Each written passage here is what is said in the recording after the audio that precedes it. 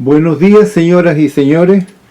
Nuevamente estamos juntos para revisar algunas ideas y algunos análisis de las situaciones que están pasando en nuestro pobre y querido país. Esta columna es políticamente incorrecta de principio a fin. Recuerda verdades desagradables que se han escamoteado a la vista del público. Revisa prejuicios y odios que unen a moros y cristianos contra los militares chilenos. Y recuerda traiciones efectuadas entre los diferentes grupos políticos conjurados. En fin, todo esto es algo que no debería ser escrito, sino mantenido en los recovecos de la desmemoria selectiva de la clase política de Chile. El sargento de carabineros Leonidas Busto ha muerto de neumonía no tratada a los 87 años de edad, prisionero en Punta Peuco, al lugar al que fue arrastrado por la justicia chilena desde la modesta casa en que vivía al cuidado de sus hijos, gravemente enfermo, para ser encarcelado y muerto. ¿Por qué este odio? Es por una cadena de hechos políticos desencadenados por los partidos políticos de la izquierda, azuzados por los partidos políticos de derecha, que involucraron a los militares chilenos a partir de 1970 contra la voluntad y haciendo uso de todo tipo de presiones, y que resolvieron en negociaciones oscuras entre ellos una vez que pudieron volver a apropiarse del poder. Brevemente, la izquierda, Allende, ganó la presidencia por un modesto tercio de los votos y pretendió hacer una revolución como la de Chávez, llevando al país a la ruina económica y al caos político. Cuando el desastre fue evidente, trataron de dar un golpe de Estado con trabajadores ingenuos al mando de políticos irresponsables del Partido Socialista, Altamirano, Garretón y otros. El gobierno de Allende, aterrorizado, obligó a los altos mandos de las Fuerzas Armadas a asumir los ministerios más críticos para que salvaran su gobierno, y la DC y la derecha aplaudieron. El PS precipitó la crisis con el provocativo discurso de Carlos Altamirano el 9 de septiembre de 1973, declarando la guerra a las Fuerzas Armadas y a Chile. Llegó la crisis. Todos arrancaron. Los socialistas, principales responsables, más rápido que nadie. Allende se suicidó. Altamirano arrancó a perderse. El Partido Comunista no pudo maniobrar la situación, fue abandonado por los socialistas y debió arreglársela solo. Los trabajadores que habían creído el cuento de la revolución buscaron las armas y no estaban. Y los jefes, menos. Los exilios fueron por clases. Mal que mal, los marxistas son expertos en lucha de clases. Los más elegantes a Italia y Francia. Los más modestos a Yugoslavia y otros países de la Europa del Este. Los comunistas a Alemania Oriental, donde fueron de nuevo divididos según clase. Los más altos a autoridades y centros de estudio. Los más modestos a fábricas de pernos y tuercas. Se inició la resistencia. Según la pluma de un autor comunista, comilla, tanto en el plano interno como externo, el Partido Comunista de Chile, durante los primeros años de la dictadura, emitió constantes declaraciones y manifiestos llamando a la unidad antifascista, es decir, la unión de todas las agrupaciones democráticas en contra de la dictadura. Especialmente se buscaba lograr un actuar conjunto con la democracia cristiana, cierre comillas. La habitual tibieza de los demócratas cristianos, más su complicidad y asociación con las Fuerzas Armadas para deponer a Allende, no les permitió dar una respuesta clara. Por lo demás, aún esperaban que la Junta Militar le entregara el gobierno a ellos, concretamente a Frei. El 3 de septiembre de 1980, a través de un discurso transmitido por Radio Moscú, Luis Corvalán, gran jefe del Partido Comunista, anunció a Chile y al mundo que su partido, el Partido Comunista de Chile, iniciaba la guerra contra el gobierno militar. Abre comillas. Se debe partir afirmando que el FMR fue una estructura paramilitar del Partido Comunista chileno, en tanto como iniciativa política y fuerza política fue uno de los elementos que constituyeron la política de rebelión popular de masa, impulsada por los comunistas, que se había iniciado con el reingreso de dirigentes desde el exterior, encabezados por Gladys Marín, desde febrero de 1978.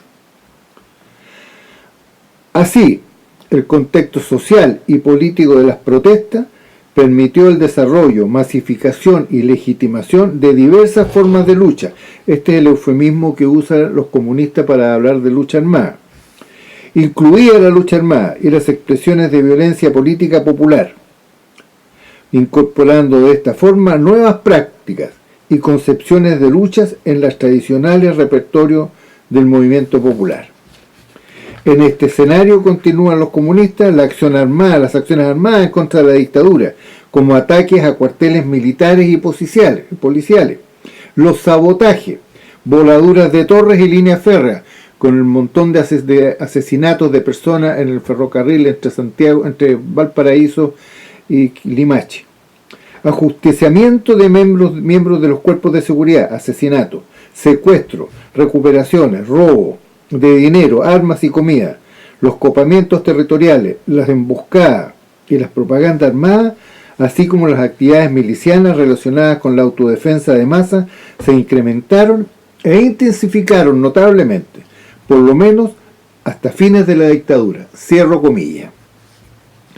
La pretensión del inefable señor Rettig de establecer que en Chile no hubo guerra, pese a las claras y potentes declaraciones de los personeros comunistas, es solo una expresión más del uso impúdico del lenguaje jurídico para hacer política subrepticia y sin decencia. En abril de 1979 se hizo oficial el quiebre del Partido Socialista en dos corrientes, una encabezada por Carlos Altamirano, que después llegarían a ser los Renovados, y la otra por Clodomiro Almeida. Ganaron los Renovados y otros tránsfugas, que asociados con la democracia cristiana, optaron por una salida consensuada y negociada con el gobierno militar, dejando a los comunistas fuera del futuro del gobierno, luchando solos. Una vez más, el Partido Comunista fue vencido por las fuerzas de seguridad, se rindieron y plegaron sus banderas en completa derrota. Aquí comienza la maniobra de la democracia cristiana, que encabezó el movimiento político para hacerse del poder. Mentir a los militares, emboscarlos y traicionarlos. Una de las maniobras políticas más repugnantes de la historia de Chile.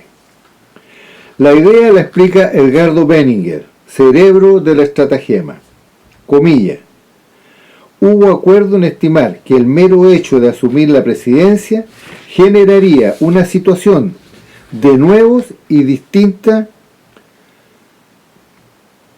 estructura de poder y desencadenaría un proceso acumulativo que produciría sucesivas alteraciones a la corrección de fuerzas políticas a favor de la coalición gobernante.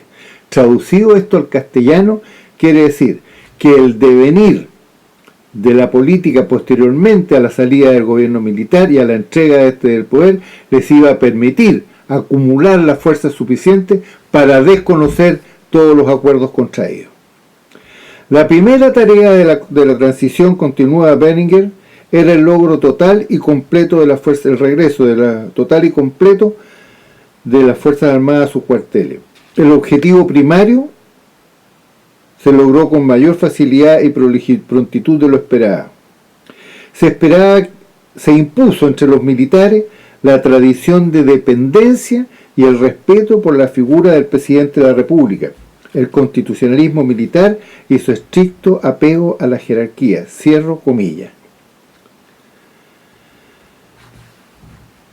La investigación y condeno de los delitos contra los derechos humanos se apoyó, comillas, Benninger nuevamente, en la viga maestra, creación personal del presidente Elwin, cierro comillas, que se concretaría con las leyes cumplidas que dejaron a las Fuerzas Armadas privadas de las garantías procesales comunes para todos los chilenos y sujetos a procedimientos ad hoc. Y por último, comillas de nuevo, Benninger, la comisión Rettig fue complementada por la intensa presión política y los juristas del mundo de la concertación, que hizo suya el presidente, en el sentido de que la ley de amnistía no impedía la investigación de los delitos. Y la puñalada final de Elwin, comillas, una carta formal del presidente a la Corte Suprema, invocando esta tesis jurídica, dio lugar a que fuera conocida como la doctrina Elwin, la que con el tiempo ejerció considerable influencia sobre los tribunales. En los años siguientes, el criterio judicial sobre la materia fue oscilando, en alguna medida, en función de las sensibilidades políticas al respecto. Cierre comillas.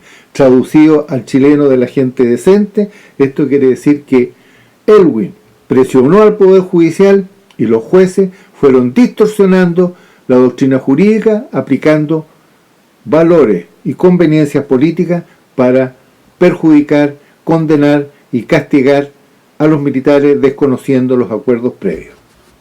En breve, el apego a valores que los militares consideran virtudes ciudadanas, como el respeto al presidente, a la Constitución y a la jerarquía, fue la debilidad que abrió paso a abusos crecientes que concluyeron en su humillación, encarcelamiento y discriminación. Los políticos vencieron a los militares, los envolvieron en su palabrería y leguleyada, abusaron de su buena fe. Un caso patético es el del general Emilio Cheire. La primera esperanza de justicia para los militares la constituyó el gobierno de Sebastián Piñera, que desconociendo promesas exigidas por escrito, su credibilidad ya era escuálida, cerró el penal Cordillera en medio de un despliegue periodístico publicitario organizado desde La Moneda. Inventó la categoría de los cómplices pasivos para ganar la superioridad moral sobre sus socios de la UDI e incumplió por completo sus compromisos de honor. Piñera y el honor no coinciden. Y luego, la segunda presidencia de la misma persona, en que los militares en retiro y sus relaciones votaron por él, luego de tenerlo en vilo hasta la segunda vuelta electoral, solo para ser traicionados nuevamente. Este es el escenario en que el sargento carabineros señor Leonidas Busto tuvo que actuar, en que fue juzgado, condenado y escarnecido. Juzgue usted hasta dónde puede ser responsable o culpable. Le pido que considere cómo es posible que los líderes que crearon el conflicto, que lo alimentaron, se beneficiaron de él y lo resolvieron negociando entre ellos, no paguen nada y se sitúen como jueces y observadores y verdugos. ¿Por qué será que los grandes culpables siempre quedan impunes? Ni perdón ni olvido.